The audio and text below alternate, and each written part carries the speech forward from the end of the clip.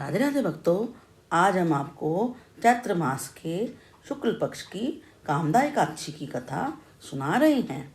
भगवान श्री कृष्ण के अति प्रिय सखा अर्जुन कहने लगे, हे मधुसूदन, मैं आपको कोटि कोटि नमस्कार करता हूँ। प्रभु, मैं आपसे प्रार्थना करता हूँ कि आप कृपा करके चैत्र मास के शुक्ल पक्ष की एकादशी का भी वर्णन कीजिए। इस एकादशी का क्या नाम है, पहले इसे किन किन लोगों ने किया और इसके करने से लोगों को क्या फल प्राप्त होता है।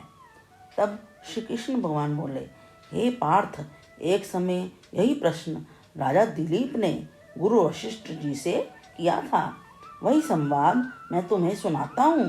राजा दिलीप ने गुरु वशिष्ठ जी से पूछा, गुरुदेव, चैत्र मास के शुक्ल पक्ष की एकादशी का क्या नाम है, उसमें किस देवता की पूजा होती है तथा उसकी विधि क्या है, सो आप कृपा पूर्वक कहिए। महर्षि वशिष्ठ जी बोले, हे राजन, चैत्र मास के शुक्ल पक्ष की एकादशी का नाम कामदा है। यह सभी पापों को नष्ट कर देती है। जैसे अग्नि सूखी लकड़ी को जलाकर राख कर देती है, वैसे ही कामदा एकादशी के पुण्य के प्रभाव से सभी पाप नष्ट हो जाते हैं और पुत्र की प्राप्ति होती है। इसके व्रत से मनुष्य कुयोनि से छूट जाता है, अंत में उसे स्वर्ग की प्राप्ति होती है। अब मैं इसका मातम कहता हूँ, ध्यान पूर्वक सुनो।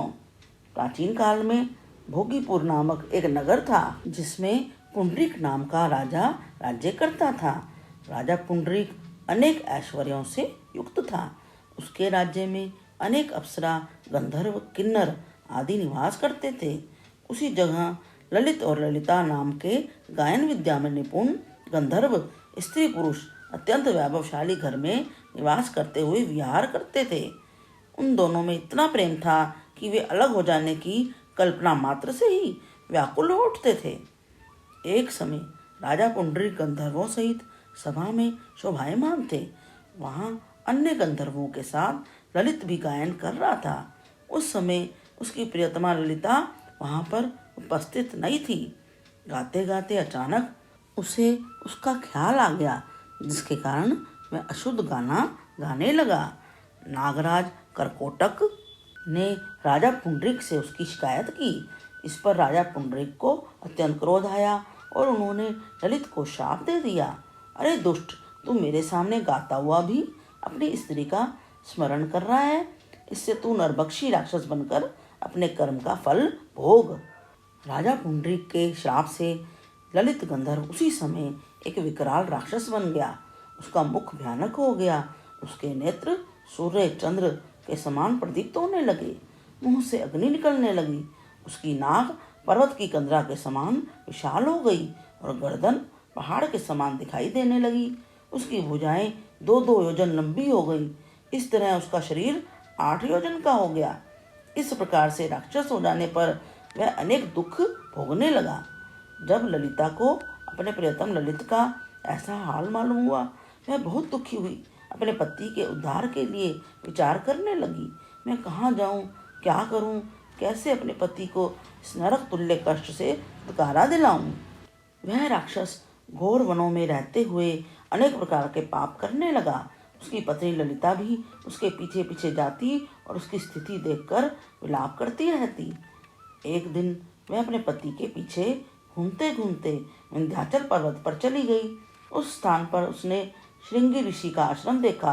वह शीघ्र ही उस आश्रम में गई और ऋषि के सम्मुख जाकर दंडवत प्रणाम कर विनय भाव से प्रार्थना करने लगी। हे मुनि, मैं वीर धनवा नामक गंधर्व की कन्या ललिता हूँ। मेरा पति राजा पुंडरीक के शाप से एक भयानक राक्षस हो गया है। उससे मुझे महान दुख हो रहा है। अपने पति के दुख के कारण मैं बहुत दुखी हूँ। हे ऋषि श्रेष्ठ, कृपा करके आप उसे राक्षस योनि से छूटने का कोई श्रेष्ठ उपाय बताएं। उसका सारा वृतांत सुनकर ऋषि श्रृंगी बोले, हे गंधर्व कन्या, चैत्र मास के शुक्ल पक्ष की एकादशी का नाम कामदा एकादशी है। उसके व्रत करने से मनुष्य के समस्त कार्य शीघ्र ही सिद्ध हो जाते हैं। यदि तू उसके पुण्य को अपने पति को दे देगी तो वह शीघ्र ही राक्षस योनि से छूट जाएगा। राजा का शाप शांत हो जाएगा। मुनि के ऐसे वचनों को सुनकर ललिता ने आनंद पूर्वक व्रत किया और द्वादशी के दिन ब्राह्मणों के सामने अपने व्रत का फल अपने पति को दे दिया और भगवान से प्रार्थना करने लगी, हे प्रभु, मैंने जो यह व्रत किया है उसका फल मेरे पति देव को मिले, जिससे उनकी राक्षस योनि शीघ्र छूट जाए। एकादशी का फल देते ही उसका पति राक्षस योनि से छूट गया और अपने पुराने स्वरूप को प्राप्त हुआ। वह अनेक सुंदर वस्त्रों तथा आभूषणों से अलंकृत होकर पहले की भांति ललिता के साथ विहार करने लगा। कामदा एकादशी के प्रभाव से वह पहले की भांति सुंदर हो गया और मरणोपरांत दोनों पुष्पक विमान पर बैठकर स्वर्गलोक को चले गए। हे पार्थ, इस व्रत को विधि पूर्वक करने से समस्त पाप नष्ट हो जाते हैं।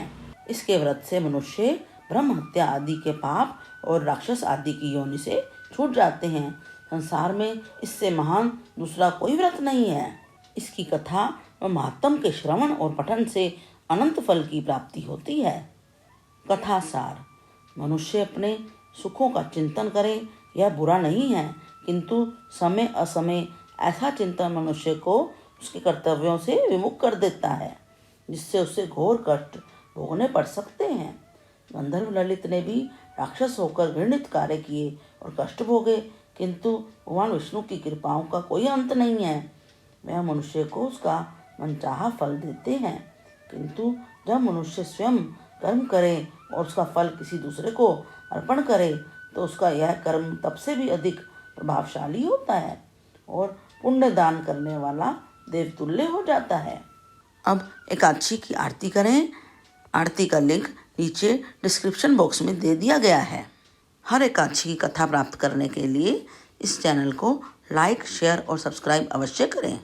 हरे कृष्ण कृष्ण कृष्ण हरे हरे, हरे राम राम राम हरे हरे।